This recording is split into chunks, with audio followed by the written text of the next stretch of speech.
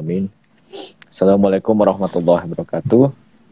Bismillahirrahmanirrahim. Rabbi shrah li sadri wa yassir li amri wahlul 'uqdatam min lisani yafqahu qawli. Rabbi zidni ilman warzuqna fahman. Terima kasih saya ucapkan kepada teman-teman para hadirin yang menyempatkan untuk bergabung pada malam hari ini, dan tentu saja kepada Bang Damai yang juga menyempatkan ada waktu untuk nanti berbagi pada kita semua. Kita kembali lagi di dalam forum Self Inquiry and Philosophy IG Live yang diselenggarakan setiap minggu. Setiap minggunya hari apa aja sebenarnya, tapi kebetulan Kamis sekarang dilaksanakannya. Kita membahas tentang apa saja, topik apapun, tapi selalu dari perspektif self-inquiry dan philosophy. Jadi kata self-inquiry dan philosophy di situ bukan merujuk kepada konten, tapi kepada perspektifnya. Kontennya bisa apa aja. Kontennya bisa hal-hal yang viral, bisa masalah-masalah setiap hari yang kita temui, bisa juga ide-ide besar dan apapun itu. Tapi perspektifnya self-inquiry dan philosophy. Jadi kita tinjau dari self-inquiry dan philosophy. Apapun temanya. Misalnya tema tentang, kemarin kita membahas tentang dunia, tentang hubungannya dengan bumi, diri. Mungkin pernah juga kita membahas insecurity. Tapi ya bukan sekadar membahas insecurity aja. Terutama dari perspektif yang lazim ya, bukan. Kita justru yang menjadi keunikannya adalah dari sisi mana kita melihat konten yang mungkin pada mulanya dianggap biasa aja kayak insecurity itu kan. Itu malah topik anak muda yang kayaknya makin lama agak bosan mereka membahasnya. Tapi dari sini kita membahas dari self-inquiry dan juga filsafat gitu. Kali ini temanya adalah iman dan amal soleh. Dua term yang bagi mereka yang muslim tentu saja sangat familiar ya. Sangat familiar dan selalu digandengkan tuh mereka berdua. Iman dan amal soleh. Kita dengar di khutbah Jumat, kita dengar di majelis-majelis, dimanapun itu. Bahkan mungkin di toa-toa masjid yang selalu dinyalakan di pagi hari Minggu gitu.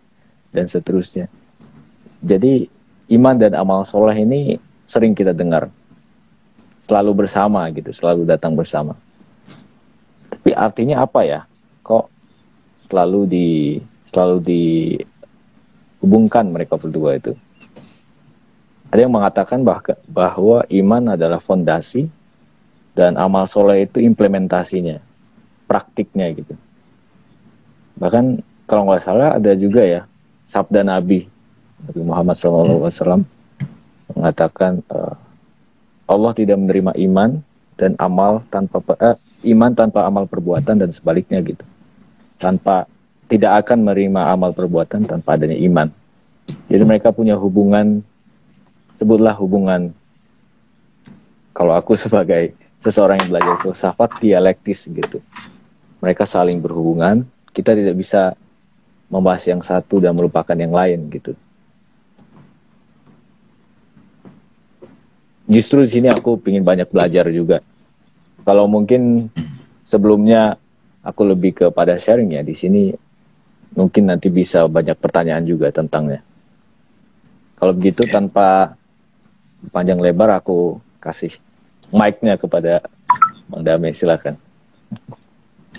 Oke, terima kasih Abang Arif. Terima kasih teman-teman yang berkenan hadir di sini. Bismillahirrahmanirrahim. Dengan nama Allah yang Maha Pengasih dan Maha Penyayang. Assalamualaikum warahmatullahi wabarakatuh. Alhamdulillahirabbil alamin. Segala puja-puji kita haturkan kehadirat Allah Subhanahu wa taala. Malam ini kita bersama-sama belajar, dan dari bincang-bincang ini mudah-mudahan siapa tahu ada hikmah yang hadir pada kita. Hormat kita pada guru-guru yang hadir dalam kehidupan kita, khususnya dalam tradisi Islam Nabi Muhammad SAW. Sahabat-sahabat sekalian, di sini sebetulnya kita lebih banyak berbincang-bincang, tapi juga ada dasarnya. Dasar pertama itu adalah Al-Quran tentu saja, karena ini memang berkaitan dengan ajaran Islam yang familiar dan juga wejangan-wejangan Nabi. Tapi yang tidak kalah pentingnya teman-teman, selama ini jarang juga, yaitu aspek filosofinya gitu. Aspek filosofi itu sebetulnya tidak pernah bertentangan dengan religion. Cuman ada satu masa sejak Renaissance, seolah-olah religion itu karena lebih kuat ke dogma, itu berpisah dengan sains gitu, rasionalitas. Tapi belakangan-belakangan ini, ketika sains mengalami satu krisis, mau nggak mau dia kembali kepada akar dari pengetahuan itu, yaitu sang ilmu gitu. Disitulah fungsinya metafisika, spiritualitas, dan spiritualitas itu tersimpan rapi di agama gitu. Tapi di satu sisi, agama yang dipahami para pengikutnya ataupun keturunan itu lebih banyak kepada dogma, belief, keyakinan yang tanpa perenungan gitu. Ya karena memang masih dari awal gitu. Jadi iman itu ada iman yang taklid, iman yang ilmu yakin gitu ya. Ada juga udah ainul yakin sampai hakul yakin gitu. Nah di sini kita coba berbagi ke teman-teman ya. Bang Arif juga bisa belajar, sama-sama nih belajar. Iman dan amal soleh ini istilah yang sering kita dengar. Salah satu ayat yang sangat familiar buat kita, ayatnya pendek sih. Surat Al-Asr ya misalnya. A'udzubillahi minasyaitonirrajim. Wal asr innal insana lafi husrin illal ladzina amanu wa amilus solihat. Itu kan di situ ada. Illal ladzina amanu wa amilus solihat. Wa tawasau bil haqq wa tawasau bis sabr gitu. Ini itu kan berbarengan tuh. Kalau diterjemahkan bebasnya, sesungguhnya manusia itu merugi demi waktu, sesungguhnya manusia merugi.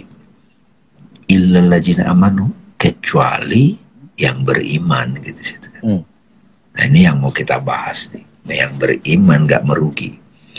Selain dia beriman, dia beramal soleh. Ya, beriman dan beramal soleh. Kalau di terjemahan Departemen Agama, di situ beramal soleh itu di situ berbuat kebajikan gitu. Oke. Ya. Iman itu kesadaran pada Allah, pada Tuhan. Nah, konsekuensi dari kesadarannya pada Tuhan, dia bertindak kebajikan gitu. Bajik. Jadi soleh itu orang baik, orang kebajikan lah gitu. Orang baik, orang soleh itu ya orang baik gitu. Nah orang yang baik itu nampak dalam perbuatan-perbuatan gitu Bang Arif. Sebetulnya tadi saya cek juga teman-teman, ayat-ayat itu banyak juga Bang. Dia termasuk orang-orang soleh gitu, orang soleh. Jadi orang soleh itu juga bukan berarti orang beragama Islam aja ya teman-teman ya. Jadi zaman dahulu banyak orang-orang soleh gitu. Harun dia termasuk orang soleh, Ayub, bahkan Luqman gitu, banyak tuh. Jadi orang soleh itu ketika kita mendengar kata soleh, jangan dianggap cuma itu yang berketurunan Islam gitu. Orang soleh itu orang baik. Orang baik, orang yang dalam situasi apapun dia senantiasa menjaga kebaikan gitu. Keren kan? Tapi kan sekarang orang baik itu ada yang tipu-tipu gitu ya istilahnya kan. Kelihatan orang baik tapi akhirnya nipu gitu. Nah ini nggak termasuk orang soleh gitu.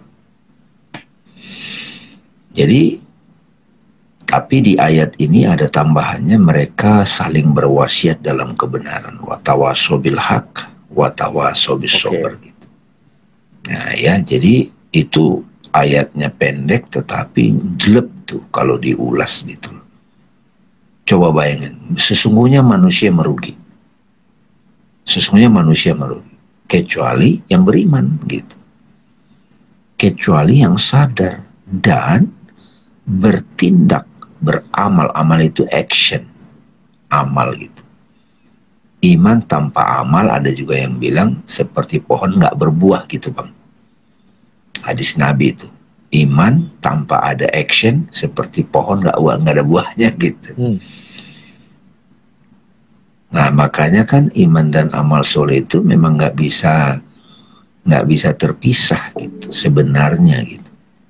Meskipun di ayat-ayat lain banyak juga, cuman ada urutan-urutannya. Jadi orang-orang soleh gitu loh Bang Arif. Kalau misalnya kita klik di internet di Quran yang itu saleh gitu, itu banyak banget Bang Arif, banyak banget ayatnya.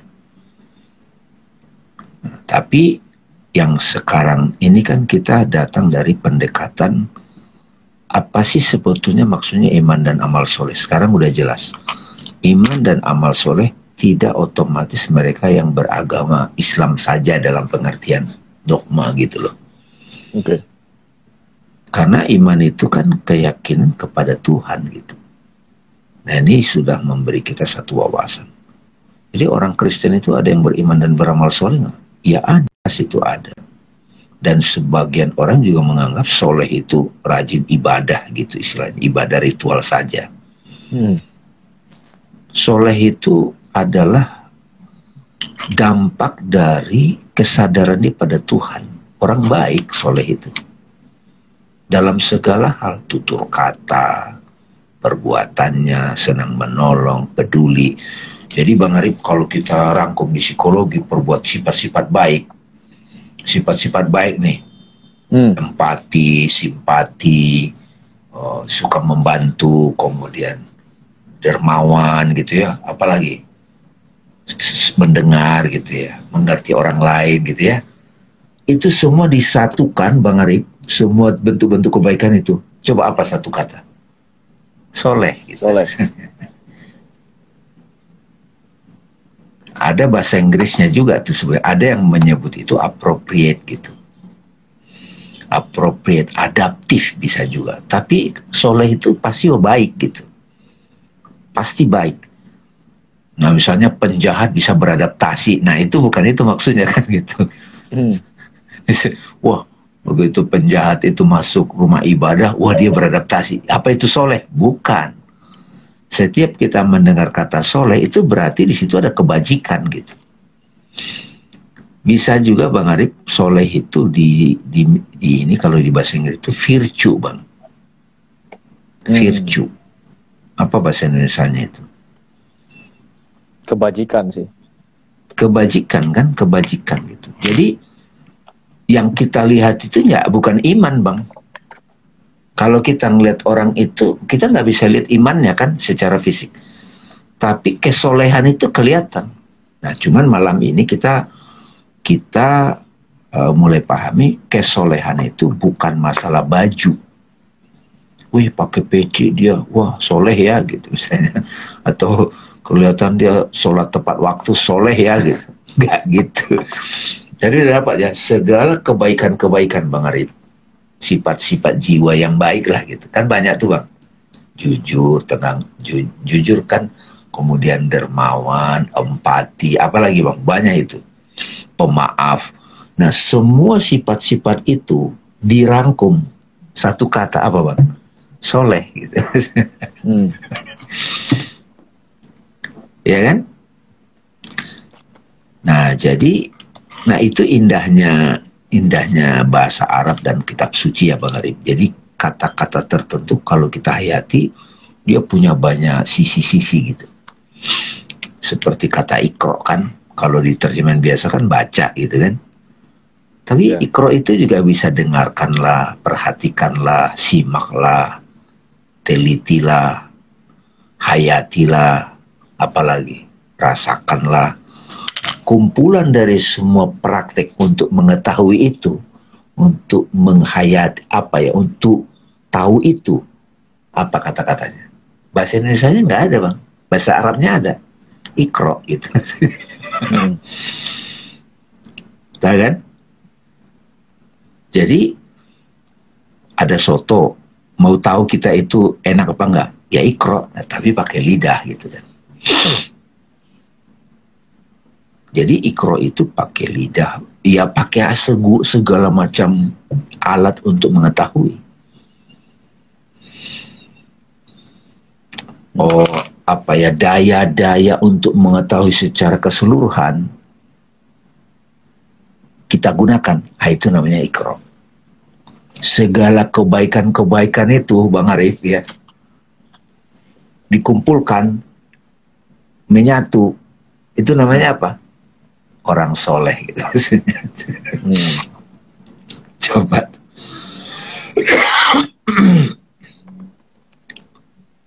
Jadi mulai sekarang teman-teman kita mulai paham menjadi soleh itu dalam situasi apapun itu akan tampak gitu penyesuaiannya. Jadi soleh di situasi ini, soleh di situasi ini gitu.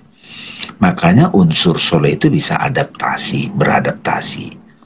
Istilah sekarang ada agile, lincah gitu, appropriate gitu. Tetapi selalu adaptasinya itu mengarah kepada kebaikan gitu Bang. Keharmonisan. Coba. Apa coba bahasa Inggrisnya kan susah. Paling itu kan ya orang yang bertindak berperilaku baik. Nah itu soleh. Dalam segala hal. Dari mana dia dapat kok bisa jadi baik begitu? Karena dia beriman.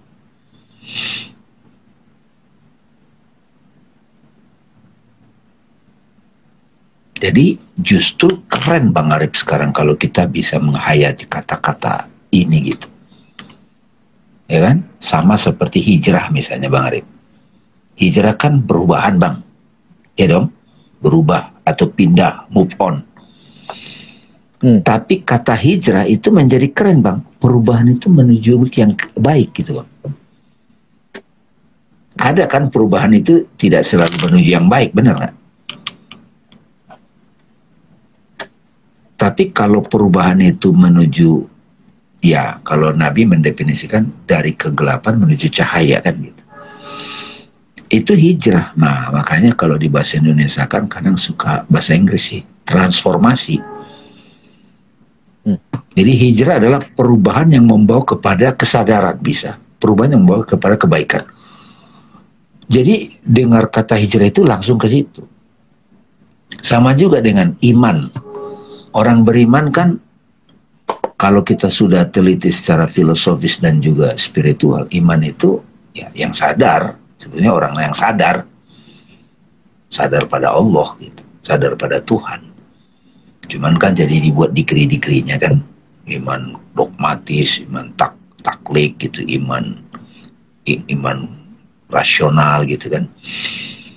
Tapi iman itu sendiri ya kesadaran pada Tuhan, pada yang real gitu, yang hakiki. Jadi boleh dibilang kalau versi psikoanalisisnya Bang Arif, yang Lacan itu misalnya, iman itu yang sadar pada sang real, ya enggak? Yeah. Dia jadi aman, ya iman itu aman, dia jadi secure, maka kehadirannya membuat orang lain aman gitu. Orang beriman itu yang kehadirannya orang lain itu merasa aman gitu. Kan kadang, orang itu datang tuh, kita jadi deg-degan gitu. Salah satu orang mukmin itu orang yang saat kadang diartikan orang beriman cahaya di tengah-tengah umat gitu. Orang yang menjadi cahaya di tengah-tengah umat, di tengah kegelapan. Bisa juga iman itu yang kehadirannya membuat orang lain aman. Dan orang beriman berarti dia udah aman dengan dirinya, kan kayak gitu Bang. Jadi ketika anak-anak muda bicara insecure, yang security siapa? Yang iman gitu, yang beriman. Nah, kalau Bang Arif kaitkan dengan pendekatan psikoanalisis itu, iman itu berarti bukan cuma yang sadar pada the imaginary self kan, atau the symbol, tapi yang sudah menyaksikan the real. Bahkan dia sudah sadar dirinya yang real. Nah, itu iman. Nah, konsekuensinya orang yang sadar pada the real, sadar pada al-haq, sadar pada Tuhan, maka dia akan menampilkan personality yang appropriate, yang baik, yang pas. Nah, itu namanya soleh. Waktu saya teman-teman ketemu Kiai Haji Mustafa Bisri, dalam dialog itu beliau bilang, dia mengartikan soleh itu pas, Bang. Tapi kan orang jadi ini, nah kalau malam ini kita pertegas lagi, pas atau sikap yang selalu mengarah kepada kebaikan. Sama seperti hijrah tadi, Bang. Dia disebut hijrah, perubahan yang mengarah kepada kesadaran, kepada ya Tuhan gitu. Itu hijrah. Jadi apakah saya sudah hijrah? Nah, kita coba, ini self inquiry-nya, Bang. Apakah saya sudah soleh? Nah, itu self inquiry-nya. Apakah saya sudah iman dalam pengertian yang demikian hakiki gitu?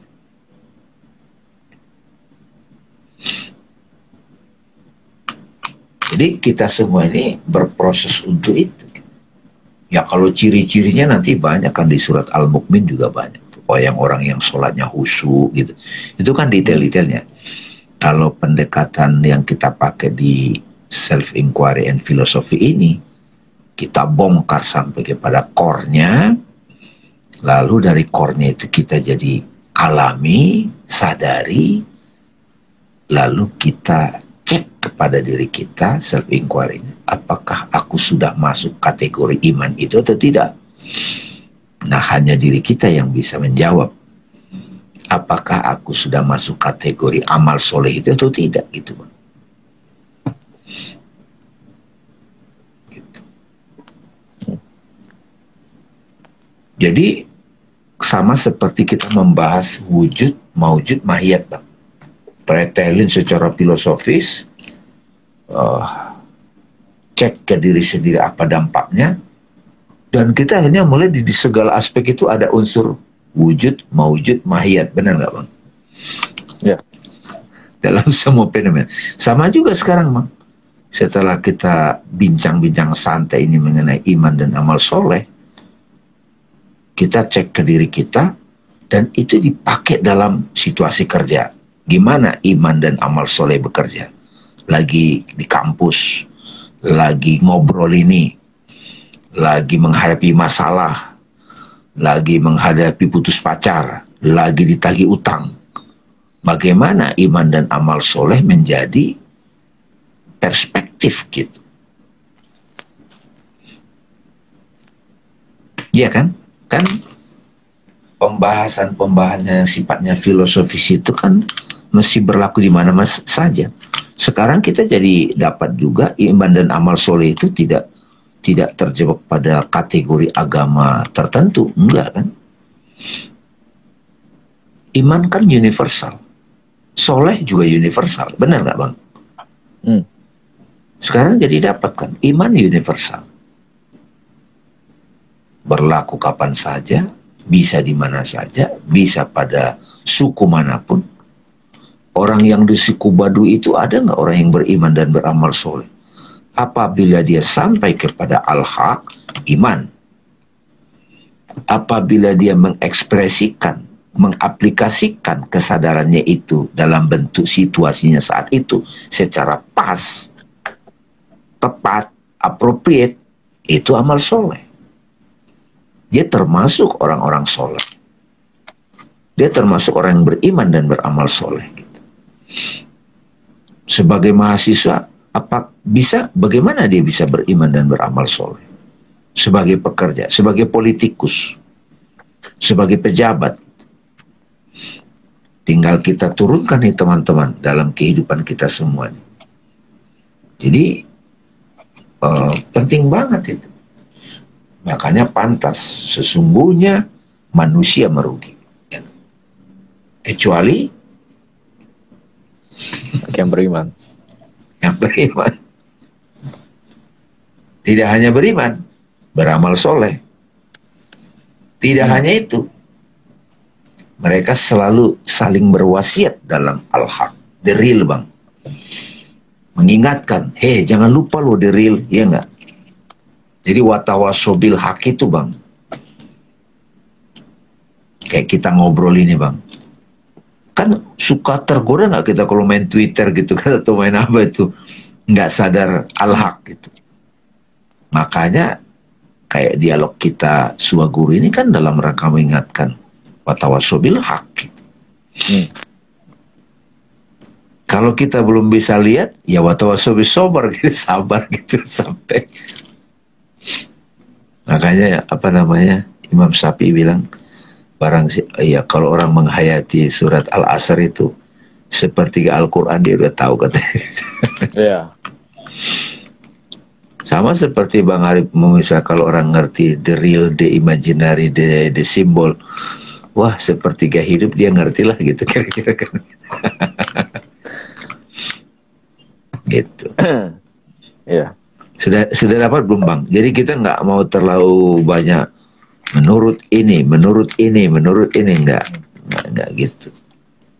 Kalau kita lihat di Quran itu nanti pemahaman yang tadi itu jadi nyambung semua Bang, nyambung banget.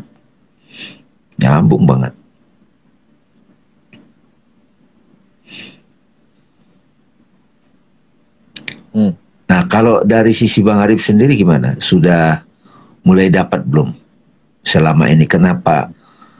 Kan di sekolah kan juga dengar apa ada istilah iman amal soleh gitu kan? Iya. Dengan uraian seperti ini memberi perspektif nggak Bang? Memberi perspektif, jelas, tentu saja. Tapi yang menarik tadi yang harus mungkin di sini kita buka diskusinya mulai lebih dalam lagi lah, lebih rinci lagi ya. Ini sebenarnya kita terbiasa kan di dalam filsafat atau laku untuk meninjau secara teliti, itu kita bertanya itu tentang konsep-konsep yang sering kita pakai, kata-kata yang kita pakai gitu kan. Dan salah satunya kalau di sepanjang sejarah filsafat bukan hanya Barat tapi juga di Islam sendiri kan. Ini dimaksud baik itu apa sih? Gitu. Jadi dari tadi kita menggunakan istilah baik yang baik kepada kebaikan dan seterusnya. Dalam bahasa Inggris common good gitu, good. Tapi orang-orang kanan secara politis ya punya kebaikannya sendiri versi mereka. Orang-orang yang kiri, yang revolusi sebenarnya nggak revolusi juga sih, malah lebih banyak bersekongkol dengan tatanan sosial mereka yang mereka lawan, yang mereka klaim sebagai lawan mereka itu. Mereka punya pemandangan, punya perspektif akan kebaikan sendiri gitu. Aku yang juga bergelut di dalam lingkungan tentang ekologi, pemanasan global. Wah, itu aktivis-aktivis lingkungan berteriak tentang common good. Kebaikan ini begini, ini kebaikan untuk masyarakat, kebaikan untuk kita manusia secara global. Wah, ini kebaikan untuk melestarikan spesies manusia dan seterusnya. Mereka yang berfokus di dalam dunia bisnis, yang sekarang udah masuk ke dalam marketing 5.0. Ini humanisme, manusia. Oh, ini baik. Jadi bagi mereka yang benar-benar belajar filsafat, mereka yang teliti dalam berpikir, agak resah juga ketika kebaikan ini sering dijadikan cuman justifikasi.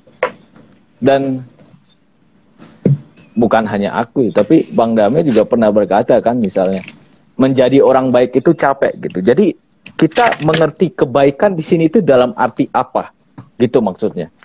Itu yang dari tadi mungkin membuat aku berpikir-pikir gitu. Ini baik kita gunakan apa sih sebenarnya maksudnya gitu. Karena kalau kebaikan kepada kesadaran menjadi jelas. Ya. Makanya iman dulu, sadar dulu gitu. Jadi bukan baik sekadar maintaining appearance. Bukan baik jaga image gitu maksudnya. Bukan baik patuh patuh aturan Bahkan lalu lintas, tapi juga kesal, jadinya menderita gitu. Maksudnya baiknya ini baik apa nih, gitu kan? Bahkan Karena bukan cuma baik moralitas. nah itu maksudnya. Itu Betul. bisa kita bahas lagi secara detail misalnya. Terus tentang ini tadi, baik, karena gini ya, kalau soleh mungkin pandangan lazim sekarang ya, meskipun kayaknya nggak terlalu lazim, nggak terlalu common di kalangan orang Islam, sebutlah moderat atau apapun itu, kita berpartisipasi dalam dunia sosial itu adalah sebuah kesolehan, soleh sosial gitu. Jadi kesolehan sosial ada kesolehan sosial gitu mereka bilang. Jadi mempertahankan tali silaturahim gitu, ketemu keluarga tiap lebaran itu salah satu bentuk soleh gitu maksudnya. Tapi ya itu tadi, itu dipandang kebaikan misalnya, sebagai kebaikan. Tapi kan salah satu aksi dari self-inquiry untuk bertanya, ngapain sih aku ketemu keluarga ini lagi, kalau ternyata hanyalah sebuah ritual omong kosong gitu, ritual yang tidak ada substansinya. Jadi ini baik harus dimaknai seperti apa gitu sih pertanyaanku misalnya. Wah itu bagus banget Bang Arif pertanyaannya. Terima kasih Bang. Terima kasih sekali lagi pertanyaannya itu. Dan Bang Arif tadi juga menyinggung yang sering saya sampaikan di beberapa pertemuan teman-teman. Saya pernah menyampaikan saya capek jadi orang baik. Tapi jangan berhenti di situ, ada komanya. Karena orang baik itu masih ada lawannya orang yang tidak baik gitu ya. Akhirnya saya bilang disclaimer. Saya bilang saya capek dari orang baik, itu maksudnya ketika baiknya itu masih dalam konteks pemahaman dualitas. Tapi ketika saya bilang saya mau sadar gitu, itu menjadi berbeda Bang. Ini jadi metafisik. Ini menjadi ranah hakikat iman. Makanya kan kalau kita lihat ayat tadi kan, sungguh merigu orang manusia, kecuali yang beriman, itu berarti sadar the real. Dia beramal soleh, sadar, bertindak berdasarkan kesadaran ilahinya. Kalau dalam tasawuf jelas Bang, tindakannya semua jadi manifestasi nama-nama Tuhan gitu. Lalu watawasobil hak, watawasobil sobar, itu kayak dikunci semua Bang, nggak bisa diserang lagi. Nah, ketika misalnya kayak gini kan Bang Arif ini, marketing 5G. Nah, itu mulai teknologi untuk kemanusiaan. Tapi itu nggak ada kelarnya itu Bang Arif.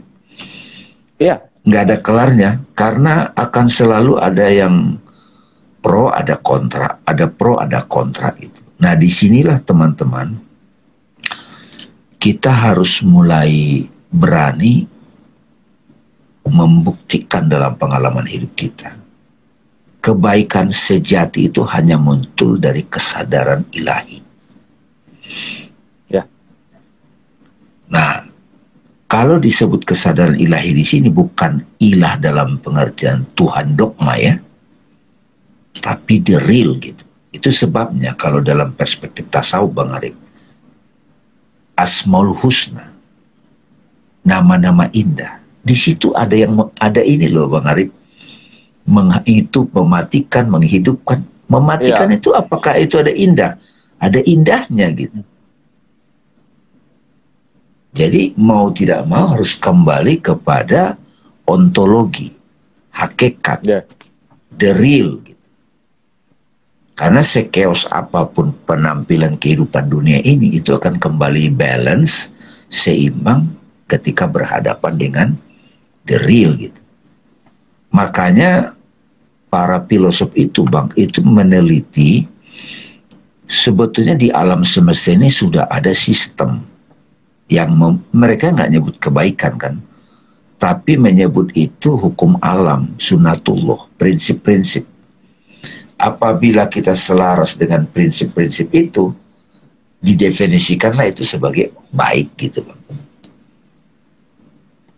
Tapi kan tidak semua bisa melihat kan, tidak semuanya ngeh gitu. Jadi sahabat-sahabat sekalian, kebaikan yang dimaksud di sini kebaikan yang datang dari nature gitu, hakikat dari kebenaran itu sendiri.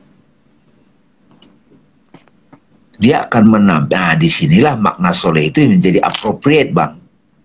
Misalnya Nabi Khidir membunuh anak, soleh nggak kira-kira itu? Kira-kira mengguncang jelas itu. Iya kan? Soleh nggak itu? Ya. Hitler membunuh, soleh nggak itu?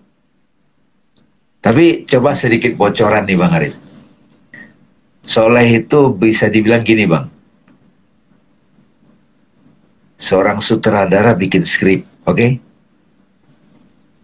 Ada panggung, ada skenario, ada peran-peran dong. Protagonis, antagonis, dan itu.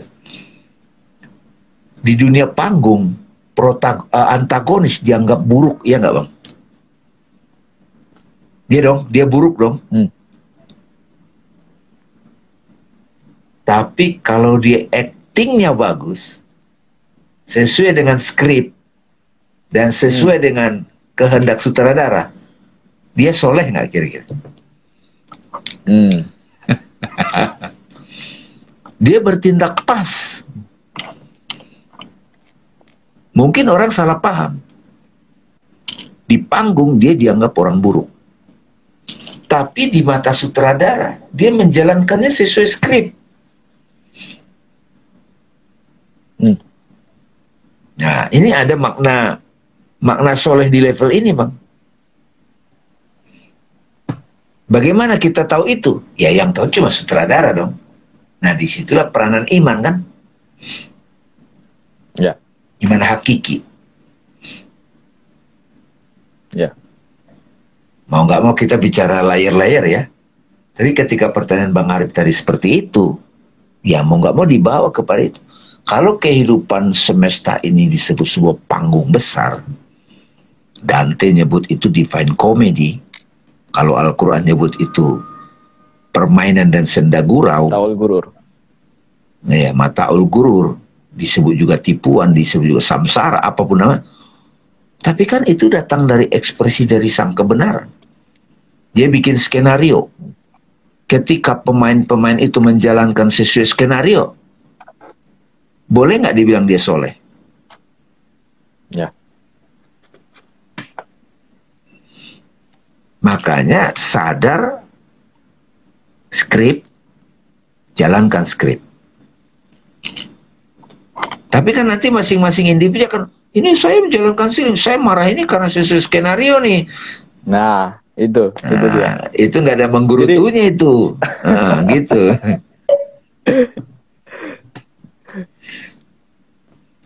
Nah, kalau mau boleh jujur, bilang teman-teman, orang yang misalnya sakit, dia bisa sadar dan ridho dengan itu. Ya bisa dibilang dia orang baik, dia soleh saat sakit itu.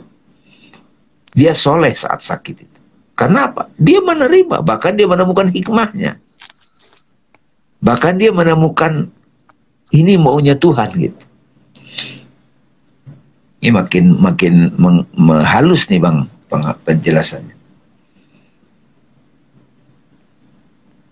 Tapi kalau Bang Arif nanti ngajak dialog-dialog dengan mengenai lingkungan, mengenai itu, ya itu kalau kita punya otoritas besar, misalnya sebagai wali kota, sebagai presiden, atau sebagai apa, dengan kesadaran imannya itu, kadang-kadang dia akan tegas menghajar orang dengan peraturan, dan itu disebut soleh. Jadi apa ukurannya soleh itu jadinya? Ya sekarang kalau dari sisi metafisik ini, soleh itu adalah mereka yang menjalankan skenario-nya.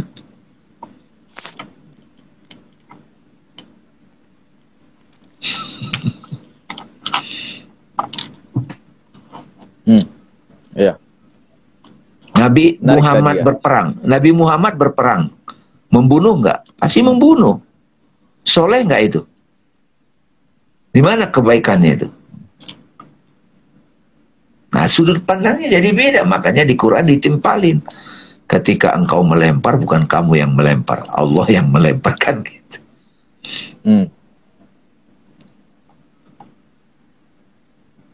Nah, Jadi iya.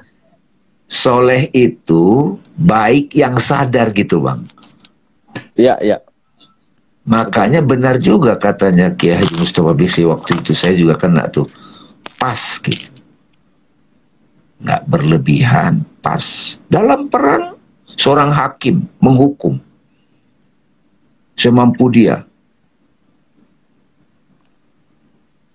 apakah dia soleh?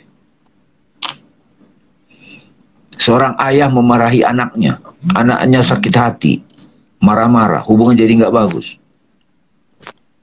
Yang mana di antara dua kejadian itu yang soleh? Anak itu, anak atau bapaknya? Kalau kita masih belum menerima kejadian itu secara legowo, kita belum soleh dengan itu. Kan semua perbuatan kita yang kita lakukan dulu, misalnya dulu kita bicara time linear, itu masih bisa kita saksikan terjadi di ruang memori kita kan. Selama kita belum, ya memang harus begitu gitu. Kita belum sadar iman dan amal solehnya itu, peristiwa itu. Watawasau bil haq, watawasau bis sabr, itu kayak urutan sih, dahsyat banget ya itu ayat. Ya. Jadi teman-teman, ketika kita pernah melakukan kesalahan di masa lalu, katakanlah dalam konteks pikiran individu masih mengganggu, itu berarti kita belum dapat iman dan amal solehnya. Saya belum, nah begitu, oh memang kejadian itu harus begitu. Memang begitu harusnya, skenarionya begitu. Nah itu sudah dapat dia iman dan amal solehnya. Makanya dia jadi tidak merugi.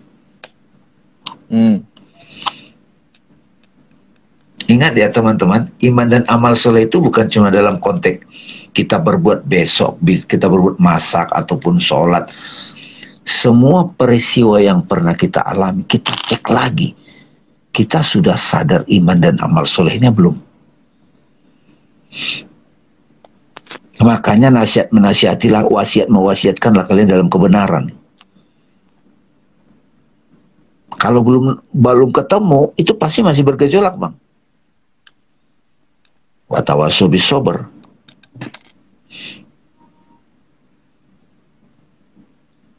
Ini gara-gara Bang Arif mancing begitu makin meluas nih. Ya. Tapi udah dapat sih tadi jawaban. Yang harus digarisbawahi itu. Urutannya itu sudah terkunci banget, iman dulu baru amal soleh. Iman dulu ya amal soleh. Kalau misalnya, makanya kita gara-gara urutan itu sebenarnya kan tidak salah paham lagi ya. Ketika cuman menjunjung tinggi amal soleh gitu. Beramal, bersoleh, tapi lupa imannya. Lupa sadarnya gitu. Lupa pada akhirnya self inquiry-nya dulu. Yang penting. Bukan langsung berbuat ini, berbuat itu. Karena sahabat kita ya, pernah di salah satu forum bertanya kan, gue udah soleh nih tapi wah ternyata lupa iman gitu. Maksudnya misalnya gini, mereka yang anak-anak muda yang mau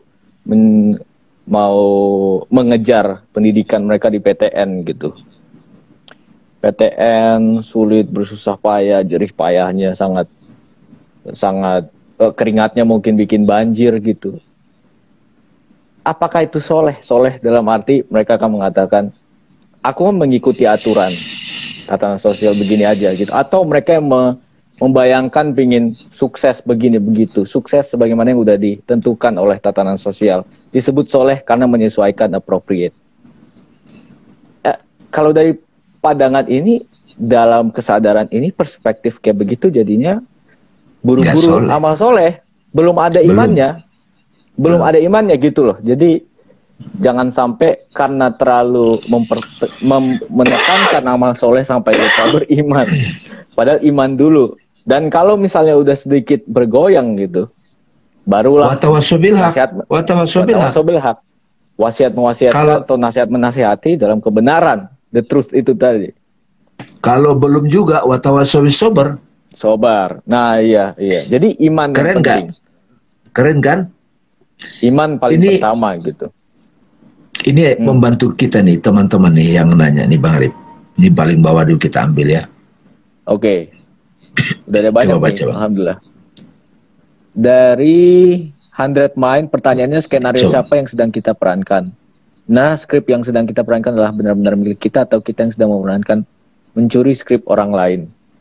Nah, ini kan kita masih belum sadar oneness nih, teman-teman. Iman yang kita bahas dari tadi, kita kulik itu iman dalam pengertian hakikat. Sama seperti yang sering saya ulang ketika saya ketemu salah satu guru yang saya hormati. Ada yang nanya ke guru, ya Bang Arif ya, waktu saya ke Amerika waktu itu.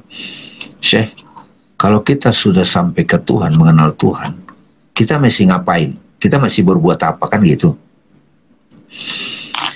Langsung dijawab, ya kalau kamu sudah sampai, you know what should you do gitu. Kamu tahu mesti ngapain kan gitu. Nah, kembali ke pertanyaan itu teman-teman. Tapi ini terima kasih ya pertanyaannya.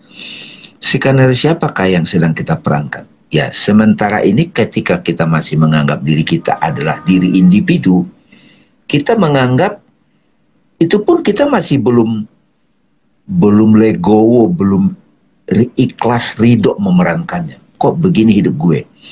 Begitu kita self inquiry teman-teman, sampai kepada kesadaran I am divine itself, tiba-tiba kita ngelihat skenario yang pernah kita lakukan yang tadinya kita anggap buruk, Mas. Itu memang as it is, memang harus terjadi begitu.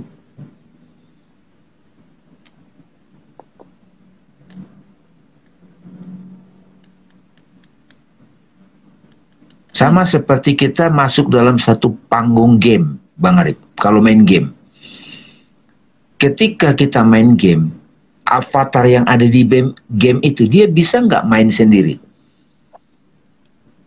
Nggak bisa dong. Itu kan dikendalikan oleh yang main gitu. Sama seperti teman-teman, kalau teman-teman berdiri di depan cermin, kita berdiri macam bergoyang. Seperti saya sekarang. Image yang ada di layar HP teman-teman, itu goyang. Dia bisa goyang sendiri nggak? Dia hanya menjalankan kehendak dari saya nih. Nah itu kan sudah tauhid tuh. Jadi seluruh peristiwa di alam semesta ini, siapa sih yang sebetulnya yang hidup, yang menari? Nah itulah Jalaluddin Rumi udah sampai pada penghayatan itu. Kamu menikmati tarian, tapi kamu tidak menyadari sang penari gitu. Nabi Muhammad juga diingatkan dalam Al-Quran, ketika kamu melempar, bukan kamu yang melempar, Allah yang melempar gitu. Nah kalau kita belum nyampe ke situ, belum nyampe kepada kesadaran imannya dan amal solehnya, makanya perlu watawasau bil haq, watawasau bis sabar. Saya pribadi misalnya Mas, teman-teman, saya pernah melakukan kesalahan di masa lalu. Saya waktu itu menganggap itu sebuah kesalahan. Yes, of course. Tapi sekarang setelah saya hayati, peristiwa itu terjadi memang kehendaknya gitu. Emang harus skenario-nya begitu gitu Bang Arif. Jadi kesadaran kepada iman dan memang saya marah-marahnya waktu itu harus begitu. Emang harus begitu. Tapi saya tidak memerankan lagi skenario itu sekarang. Jadi yang suka dilupakan itu kita masih belum sadar diri hakiki kita. Sehingga kita masih menganggap yang hidup itu adalah badan. Yang hidup itu roh teman-teman. Apakah badan itu bisa bergerak tanpa ada roh? Nah, antara badan dan roh itu ada individuality di situ. Nah, itu nanti di pembahasan self inquiry boleh kita bahas tuh Bang Arif. What is ego gitu? Ego itu beneran ada nggak sih? Nah, itu belum kita bahas tuh. Ego itu apa sih sebenarnya gitu? Ada nggak sih sebenarnya itu? Nah, ini juga ada nih. Bang, bagaimana menyadari bahwa trauma adalah ilusi dan ego? Nah, ini kan ada juga.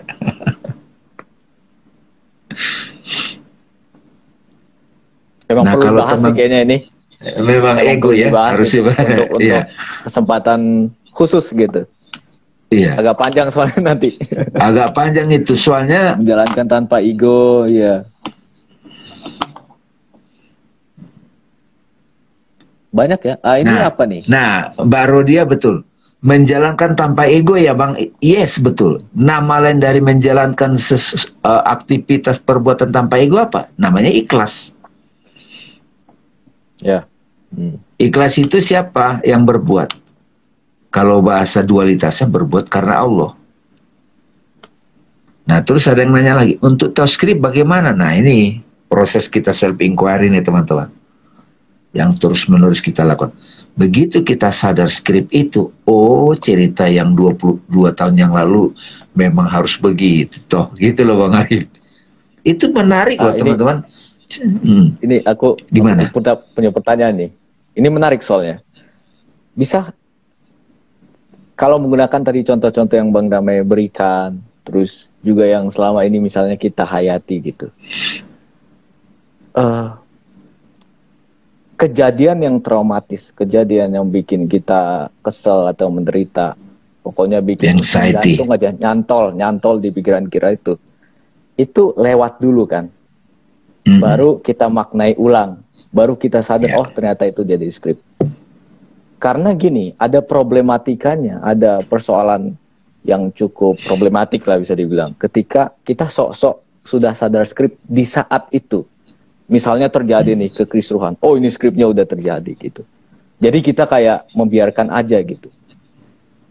Bisa gak dibilang skrip ini baru bisa disadari setelah terjadi? Gimana tuh, nah, Bang Lewe? Ini bagus. Ini juga ada yang nanya nih, apakah penting past life regression? Sebagian sahabat itu melakukan past life regression itu melalui hipnotis ya teman-teman. Sebetulnya teman-teman di sini ya ini butuh kematangan jiwa ya. Bisa berlatih sebetulnya itu dengan cara ambil waktu khusus malam-malam misalnya santai dalam keheningan dengan napas sadar meditatif condition, kita bisa mengingat apa yang terjadi. Nggak apa-apa yang masih menyebalkan, yang traumatik tadi Bang. Ketika kita masih protes dengan kejadian itu, masih resisten, penolakan, kecewa, itu berarti kita belum sadar iman amal solehnya kan, belum sadar itu skenario, skrip. Makanya teman-teman, saya suka kasih bentuk prakteknya begini. Saya tidak bisa mengubah kejadian itu. Ini si Damenya ngomong nih, aku individu. Jelas itu ego. Tapi saya bisa edit peristiwa itu, responnya Pak. Ya. Yes. Itu yang saya bilang, kalau ego masih yang merespon, itu pasti belum bisa amal soleh gitu. Kita pasti masih kecewa. Kalau akal, kita mulai introspeksi. Kita coba lihat hikmah gitu.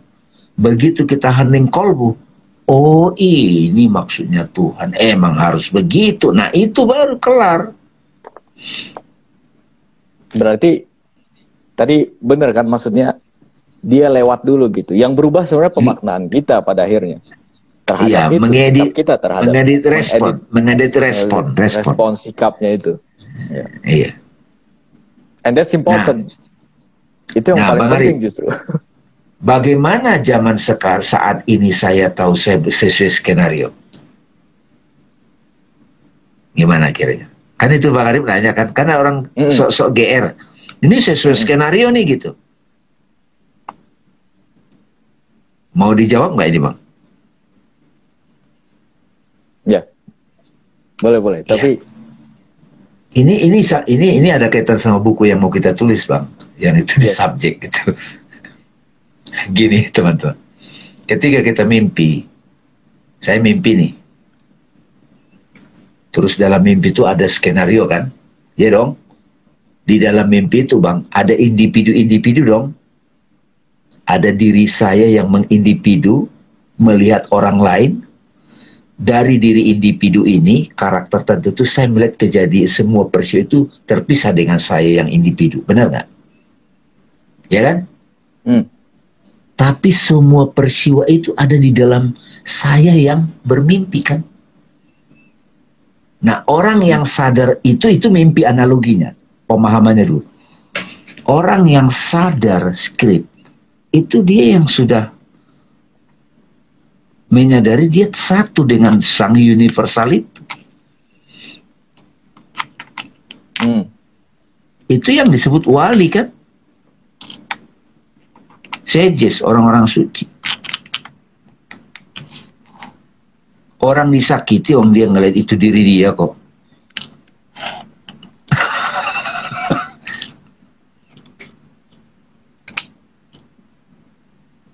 Jadi yang bisa, nah karena kita belum sadar sang subjek secara intens, standing as awareness Bang, maka lewat dulu ceritanya baru kita maknai gitu, baru tahu skripnya gitu. Bahkan nabi-nabi juga kalau di kisah-kisahnya kayak Nabi Ibrahim, mimpi ngelihat beliau naruh pedang di leher anaknya Ismail. Enggak langsung Nabi Ibrahim tahu. Ya, itu pun perlu interpretasi kan? Iya, perlu proses untuk ini kan? Proses juga. Iya, setelah kejadian, jadi kita juga mengalami hal yang sama. Jadi yang bisa tahu skenario itu siapa? Ya roh itu sendiri, hanya dia yang tahu. Ya. Cirinya apa? Ya nggak protes lagi. Ini makin malam makin banyak yang denger Bang. Nah ini ada lagi Bang. Bang ada istilah kita itu adalah co-creator, diberi free will. Jadi mungkin yang sebenarnya responnya bukan jalan. Jadi mungkin yang sebenarnya responnya bukan skenario jalan hidupnya. Gini, istilah co-creator ini, teman-teman, adalah istilah yang mau nggak mau menjelaskan kepada orang yang masih berpikir dualitas, Mbak. Tapi kalau analogi Mbak Tina, ini Mbak Nadia ya, ketika teman-teman memakai analogi aku dan cermin, coba Mbak Nadia di depan cermin, ya. Apakah geraknya si refleksi itu gerakannya sendiri? Enggak dong. Dia bukan co-creator. Bisa nggak dia nari sendiri? Ketika saya menari nih, saya di depan cermin. Saya menari, apakah saya kerja sama-sama dia? Enggak. Dia bahkan nggak punya kehendak sendiri gitu. Dapat ya Mbak ya? Apakah refleksi saya yang di cermin itu punya free will? Nggak bisa kan? Makanya Ibnu Arabi bilang, kenapa Tuhan menciptakan cermin di bumi? Supaya kita sadar hubungan kita dengan Tuhan gitu sebetulnya. Jadi orang yang beramal iman dan amal soleh itu pada akhirnya adalah mereka yang sudah jadi hamba Allah. Sudah jadi khalifah, sudah menjadi cermin Tuhan gitu. Nah ini kan harus benar-benar sampai kepada iman hakikinya Bang. Dapat ya Mbak Tina ya.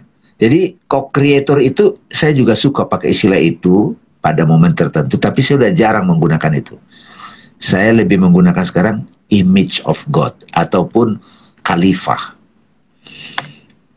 Hamba Allah, jadi kayak aku dan refleksiku. Bang Ari misalnya depan cermin.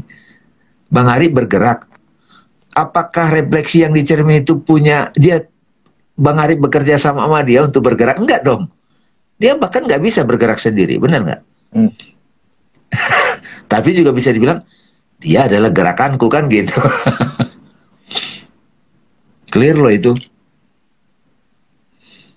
Kejadian yang lalu sudah disadari memang harus terjadi, tapi kadang masih muncul lagi saat galau. Itu gimana solusinya Bang? Nah itu tadi teman-teman, kita putar lagi. Ketika kita galau itu kita masih self-inquiry-nya, masih ego yang merespon, menganalisa. Ya teman-teman kalau suka dengerin di dialog Swaguru ini, saya selalu bilang, setiap ada skenario peristiwa, ini tanya, ask to yourself, ini aku yang mana yang respon? Ego itu masih protes. Kalau akal dia belajar untuk mengambil hikmahnya. Kalau kolbu udah hening, oh emang begitu, gitu kira-kira. Jadi tinggal kembali ke kolbu aja Mbak.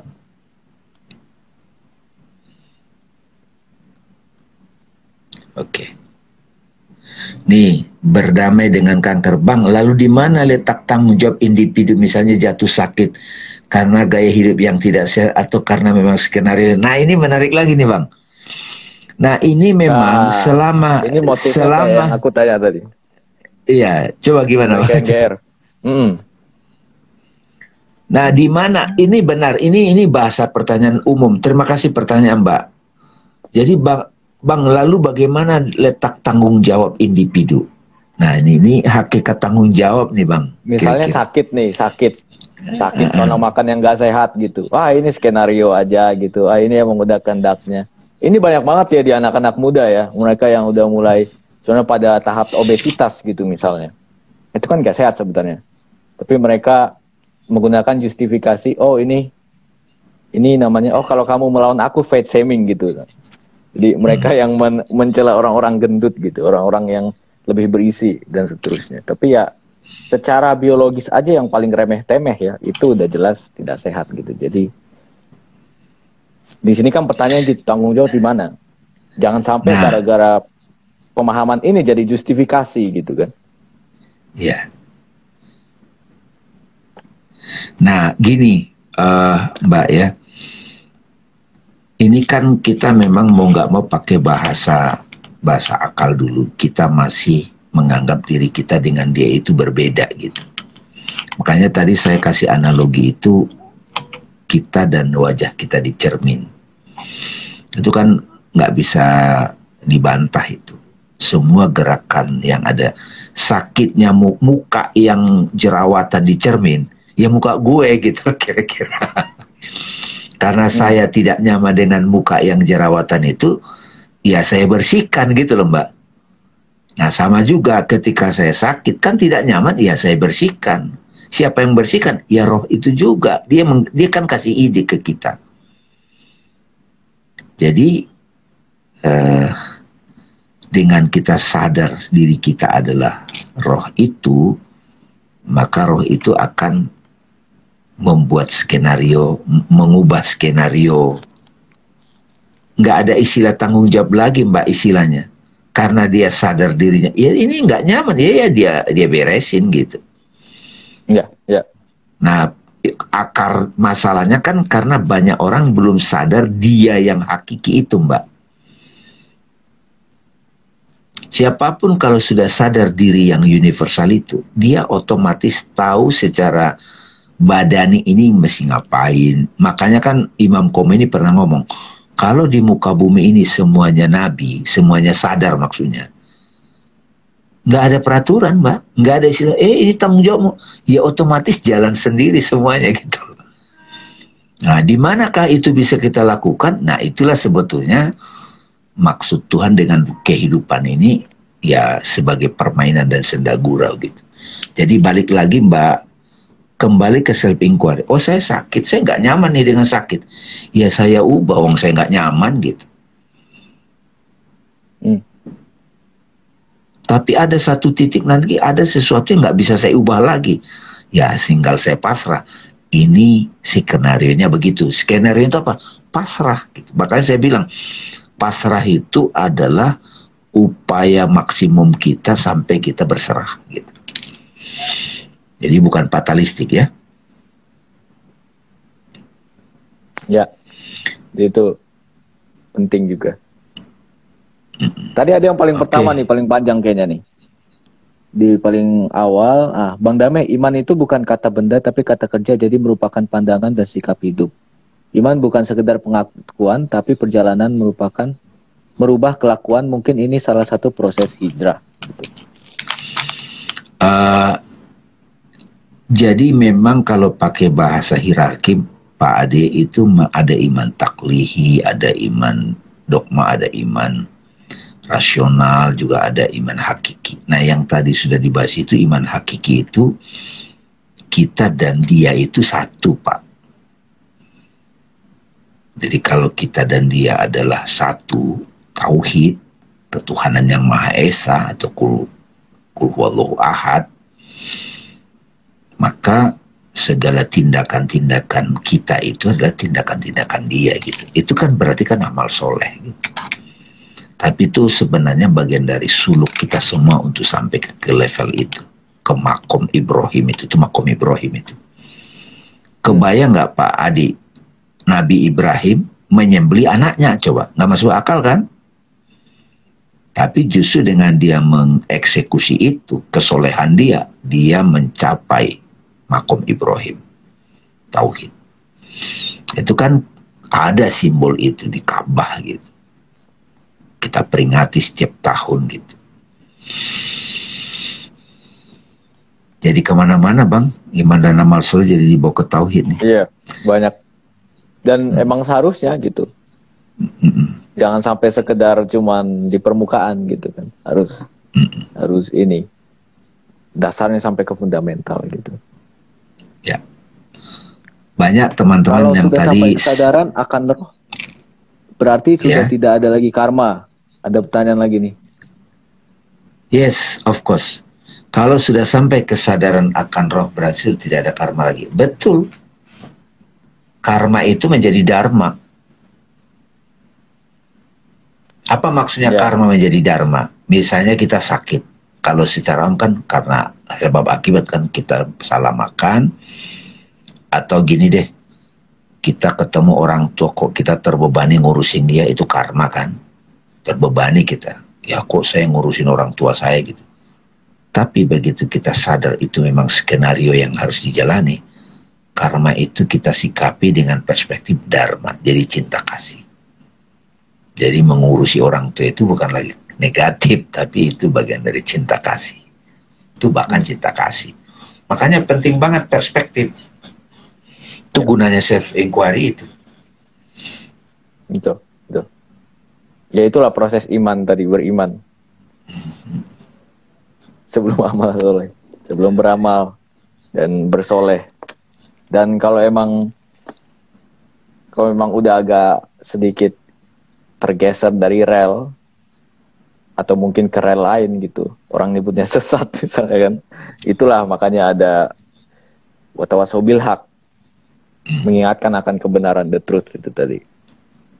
Kalau aku secara sederhana aja ya, memahami hubungan iman dan amal soleh ini lagi-lagi ya, menggunakan tentu perspektif filsafat yang aku pelajari.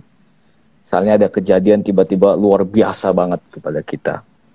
Seringkali kita sebut pengalaman spiritual atau apapun itu.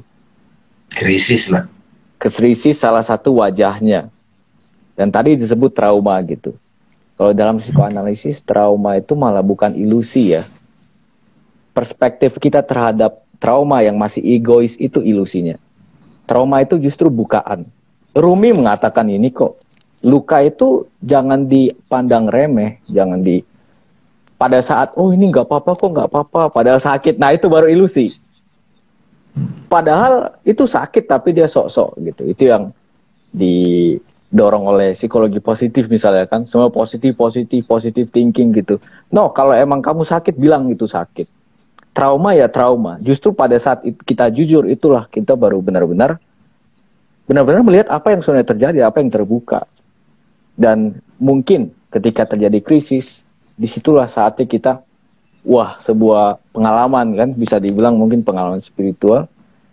Nah, keesokan harinya setelah itu udah mulai mereda, terus kita ngapain? Masa itu lewat begitu aja? Udah ada kebenaran hadir loh. Nah, itulah pentingnya setia kepada kebenaran, setia kepada the truth. Tadi the truth itu yang hadir sebagai krisis adalah peristiwa, the event, pakai E besar, bukan E kecil, E besar. Jadi benar-benar yang mengubah cara pandang kita, sebuah titik balik, sebuah turning point. Itu nggak bisa hilang begitu saja gitu. Nah, implementasinya tadi amal soleh. Jadi amal soleh itu adalah fakta bahwa kita emang sudah beriman. Kalau benar-benar beramal soleh, itu tadi yang terlihat kan. Iman nggak bisa kita lihat, tapi amal soleh itu bisa kita lihat. Kalau udah kerasa, jadi pada saat udah beresonansi gitu, tergetar kepada kita, itu udah jelas dia iman dan juga beramal soleh. Tadi Bang Dame bilang mereka yang beriman itu bikin nyaman gitu. Ya bikin nyaman itu karena dia udah beramal soleh. Eksistensi dia di sekitar kita itu udah emang kebajikan gitu. Tadi sebagai seseorang yang sudah sadar. Beri contoh lah yang paling dekat dengan anak muda, jatuh cinta misalnya. Jatuh cinta, bertemu dengan seseorang yang kita sayang. Aku bisa berbicara ini karena memang pernah mengalami, yang jelas lah ya. Terus itu sebuah sebuah peristiwa, event. Itu bikin kita senang, bikin kita nyaman, bikin kita bahkan mungkin wah, gak bisa fokus. Ya justru malah terlalu fokus kepada dia, sang kekasih itu. Itu sebuah event. Terus kita akhirnya mulai berhubungan. Lambat laun mulai berhubungan, dan akhirnya, oh udah deh, pacaran katakanlah begitu. Nah, itu kan bisa dibilang sebuah amal. Sebuah deklarasi bahwa aku beriman akan cinta kita. Aku bersaksi atas cintaku. Aku percaya kepada cintaku kepadamu. Setelah itu, dari keimananku terhadap cintamu itu, aku beramal, aku ngasih, aku mematerialisasikan iman itu.